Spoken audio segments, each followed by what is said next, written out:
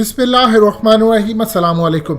आपको हकीकत टीवी हमेशा बताता है कि इसराइल को याद रखिएगा, किसी से कोई खतरा नहीं है, ना यूएई से ना सऊदी अरब से। वो तो इनके हाथ में जब चाहे मरोड़ दे। उनको हमेशा से असल खतरा है पाकिस्तान से। यूएई और इसराइल के दरमियान बैकडोर इस वक्त लड़ाई शदीद हो चुकी है और उसकी वजह बताया जा रहा है पाकिस्तान। ये जो अब इंफॉर्मेशन हकीकत टीवी आपको देने जा रहा है, आपके लिए बड़ी इंटरेस्टिंग होगी। इसमें F-35 को लेकर यूएई और इसराइल के दरमियान क्या पाकिस्तान को लेकर मसला चल रहा है, ये आप एक तरफ इस टॉपिक को रोकते हैं, लेकिन आपको कुछ अब बताते हैं कि असल कहानी क्या है जिसकी वजह से ये लड़ाई है। पहले एक चीज समझ लें। मजीद डिस्कस करने से पहले इस वीडियो को लाइक करें, हकीकत टीवी को सब्सक्राइब करें और बेल आइकन पर जरूर क्लिक करें। देखिए, चाइना ने J-20 स्टेल्थ फाइटर बनाया और वो बिल्कुल हूबहू कॉपी था F-35 अमेरिका के। ये वही F-35 है जो यूएई लेने की कोशिश कर रहा है इसराइल से, और इसराइल के इस्टेब्लिशमेंट को खतरा है कि इसमें पाकिस्तान की इन्वॉल्वमेंट होने जा रही है। वो कैसे, वो आगे चलकर पूरा इस पर डिस्कस भी करते हैं। लेकिन इस वक्त सूरत हाल ये है कि अब चाइना ने इसका नॉन स्टेल्थ फीचर्स वो भी कॉपी करना शुरू कर दिया। असल में होता यूँ है कि जो इंटरनली इसके अंदर वेपन्स बे लगा होता है, मिसाल के तौर पर इन्होंने कोई भी हथियार या कोई भी मिसाइल कुछ भी रखना होता है, वो इंटरनली रखते हैं ताकि रेडार सिस्टम इसको डिटेक्ट ना करे। अब इसका एक और भी फीचर F-35 का वो है कि एक्सटर्नल, यानी आप किसी ऐसे मिशन पर जा रहे हैं जहाँ ज़्यादा मिसाइल गिराने, बम गिराने आपने, तो आप इंटरनली नहीं रख सकते, आपको एक्सटर्नली भी रखना पड़ेगा। अब F-35 में ये फीचर है, चाइना ने अब इसको भी बना लिया है। अब अमेरिका को शदीद तकलीफ हो रही है कि सब कुछ कॉपी कर लिया, इवन के सेंसर सिस्टम तक J-20 स्टेल्थ फाइटर का कॉपी हो गया।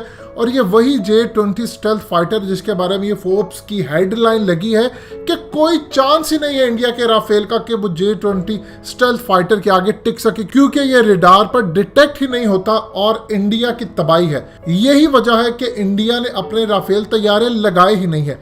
अब इस वक्त सूरत हाल ये सामने आई है, 2017 के अंदर डैनियल कोट्स ने कांग्रेस के सामने ये बात आकर कही कि रूस, चाइना, ईरान और नॉर्थ कोरिया ने हम पर साइबर हमले किए हैं और इसके अंदर जितने F-35 के टेक्निकल डॉक्यूमेंट्स थे लॉकहीड मार्टिन के, वो सारे के सारे चाइना ने चोरी कर लिए हैं। और उसके बाद कुछ अरसे के बाद जब उन्होंने देखा कि ये सूरत हाल क्या सामने आई है, F-35 की कॉपी तैयार होगी, फिर उन्होंने इल्ज़ाम लगाया कि इन्होंने सारे हमारे चोरी किए।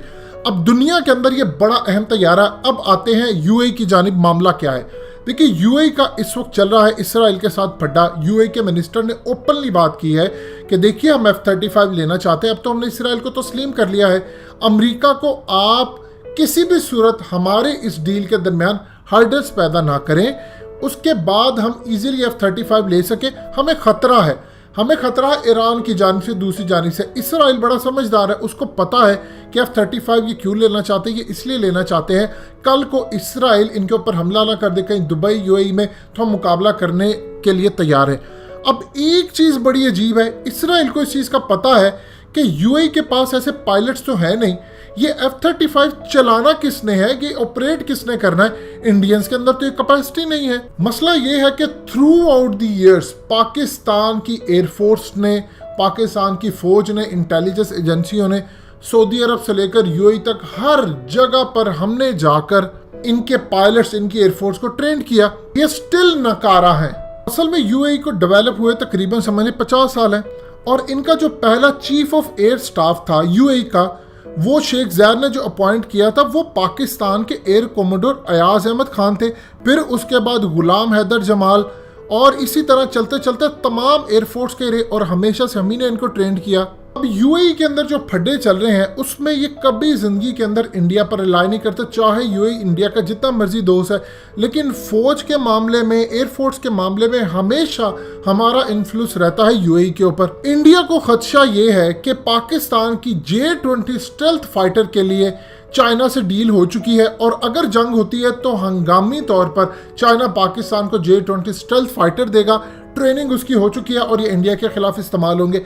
इसराइल को प्रॉब्लम यह है, इसराइल को खदशा है कि F-35 अगर यूएई को मिलते हैं तो पाकिस्तानी पायलट्स आकर उनको उड़ाएंगे, स्टेल्थ फाइटर जो हैं, और अगर पाकिस्तान के पायलट्स उड़ाते हैं तो बहुत ज़्यादा इसकी सेंसिटिव इंफॉर्मेशन पाकिस्तान तक जाएगी और आगे पाकिस्तान ने इवेंचुअली चाइना को दे देनी है।